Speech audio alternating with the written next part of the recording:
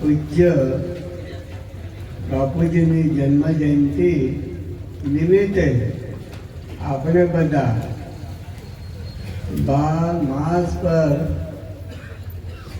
એક વર્ષમાં આપણે ભેગા થઈએ, જેમના થકી આપણું જીવન પરિવર્તન થયું છે, વેમ ને વ્યસનથી અને અંધશ્રદ્ધામાંથી બહાર નીકળ્યા છે એવા પરમ ગુરુની આજે જયંતિ નિમિત્તે એક બહાનું બતાવીને આપણે ભેગા થઈને આપણા વિચારોને આપણે કરવાની છે અને સારું જીવન પરિવર્તન કરીને આપણા માનવનું જીવન પવિત્ર બનાવવાનું છે અને એ પવિત્ર જીવન બનાવીને હું અને હરિ સુધી પહોંચવાનો છે. હું અને હરિ કોણ છે એની એકતા કરવાની છે.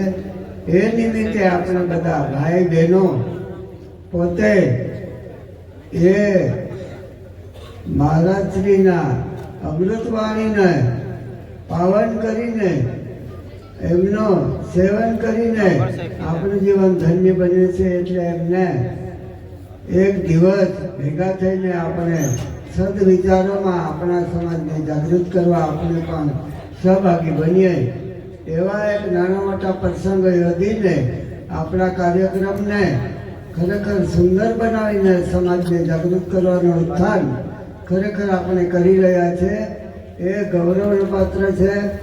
હું એકલો કંઈ કરી શકું નહીં, આપણા થકી જ આ બધું થાય છે.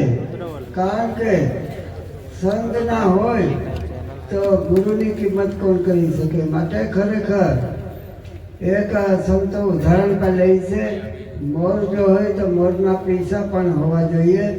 પૈસાથી મોર શોભે છે, તેવી રીતે આપ સર્વે મોરના પૈસા રૂપી છે. એ પીછું ખરેખર કૃષ્ણ ભગવાને પર માથા પર ધારણ કરેલો છે. એનો અર્થ એવો છે કે સંતો હંમેશા પૈસા સ્વરૂપ છે, પણ તે વચનરૂપી સંતો એવા મહાન ગુરુના વચન પાડીને આ સંસારની અંદર ભક્તિ કરે છે. ભક્તિ વચનની કરવાની છે. ગુરુ મહારાજે વચન આપી છે, વચન પાડવાનું છે ને વચનના આધીન રહીને આપણે આગળ વધવાનું છે.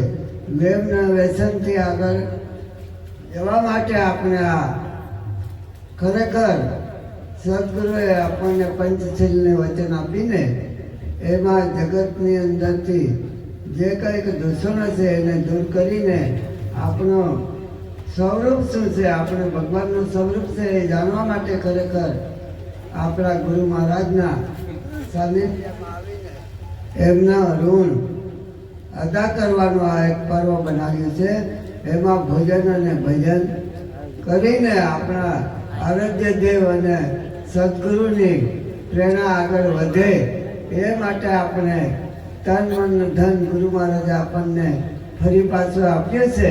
એનો સદુપયોગ કરી રહ્યા છે એવું કહીએ તો ખોટું નથી. માટે ખરેખર સંત પડા પરમાર્થી શીતલ જાગો તપંગ બજાવે કે દે દે અપના રંગ. તમે બધા આટલે દૂરથી તપ જેવું કરીને સુખ દુઃખ બેઠીને આવ્યા છો તો ખરેખર સુખ દુઃખ જેવું આપણને નહીં લાગે, પણ ખરેખર ગુરુ મહારાજના જે આપેલા 3 વચનો પૂરા કરવા માટે આપણે સહભાગી બન્યા છે એવું કહીએ તો ખોટું નથી. માટે ખરેખર તમે ગુરુનું ઋણ અદા કરવા માટે સવારથી અત્યાર સુધી બેઠા છો, ખૂબ જ તપસ્યા કરી રહ્યા છો એવું મને લાગે છે. માટે એ હારે ગુરુ મહારાજના જાય છે. ગુરુ મહારાજે આપણને બધાને એક દોરામાં સર્વે મોતી, એક જ દોરાની અંદર, એક જ ભક્તિની અંદર, એક જ જ્ઞાનની અંદર આપણને પરવાઈ દીધા છે. વચનને દોરાની અંદર આપણે પરવાઈ ગયા છે. માટે ખરેખર સુંદર રીતે બેઠા છે અને ગુરુ મહારાજના જે મહિમાને આપણે આગળ વધારી રહ્યા છે એ જ ખરેખર બતાવ્યા છે. આપણે માનવ સમાજ અને ભક્તિ સંસ્કૃતિના કેવા સંસ્કાર આપણને મળ્યા છે. આટલી શાંતિ જાળવીને કોઈ ધુમાડો નીકળતો નથી, કોઈના મોઢામાં આવ્યો વિમલ ચૂટકી નથી.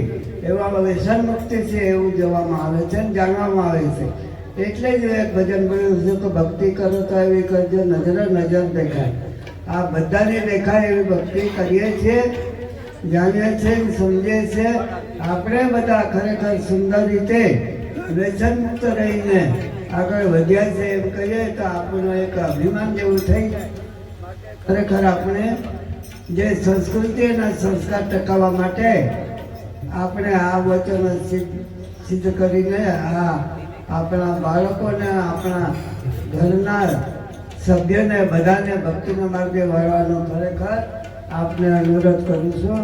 આપણા ભાઈ બહેનો બાકી હોય, આપણા બાળકો હોય, એમને શિક્ષણ આપજો, સંસ્કારી બનાવજો, માતા પિતાની સેવા કરે, માતા પિતાનો ઋણ અદા કરે એવા પરિવારને આપણે ભક્તિના માર્ગે દોરીને આગળ વધવાનું છે અને વ્યસન મુક્ત રાખવાનું છે.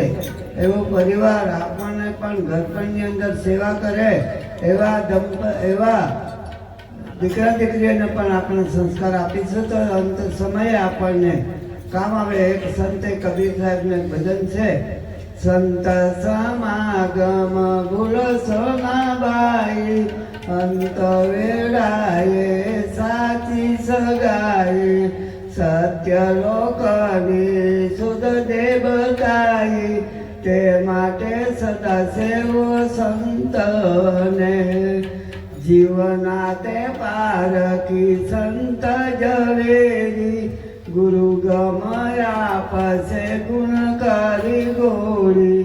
આવું કબીર સાહેબને ભજન લાંબુ છે પણ મેં 2 લીટી બોલીને આપણા સમક્ષ રજૂ કરું છું.